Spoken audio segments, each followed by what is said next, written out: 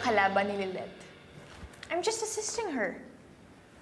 Tinutulungan lang naman namin ang isang ina na makuha yung justice para sa pinatay niyang anak.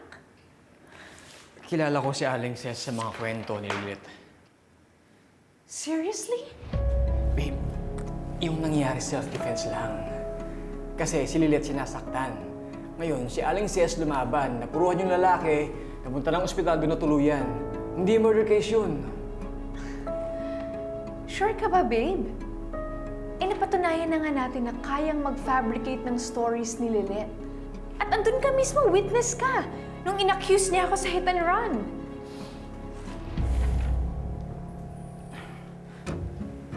Bonnie, kung gusto mo talagang malaman ang katotohanan, why don't you study it?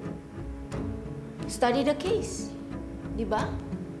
Ayun, maraming tao sa team natin ang may mga hawak na kaso. And you will join me in this team. Pero, attorney, Kailangan na isipin nating mabuti, this is an advocacy work. I-set aside mo yung mga personal biases mo para matulungan natin ang isang nanay na makuha ang justice para sa kanyang anak. copy ho, attorney.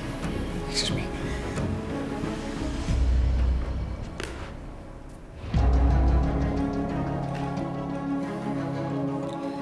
Kailangan nating maipanalo si Aling Edna mo. At kailangan nating matalo si Lilith at masentensyahan yung nanay-nanayan niya. Because that's what they truly deserve. And that's what Lilith deserves after playing once again with justice.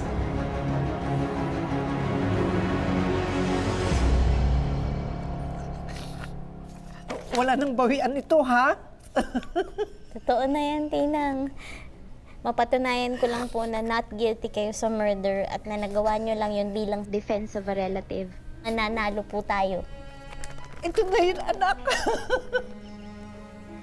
Ako, salamat talaga. Salamat. Salamat po, Panginoon. At promise ko sa inyo, Tinang, gagawin ko po lahat para makalabas na kayo dito. Para magkasama na po tayo. Makakanood na ulit tayo ng teleserye. At anak, may makakasama ka na ulit na umakyat sa mga matataas na lugar para tingnan ng mga bituin. Opo, para maramdaman ko na kaya ko din maging mataas. Makakasama ko na ulit yung nanay ko.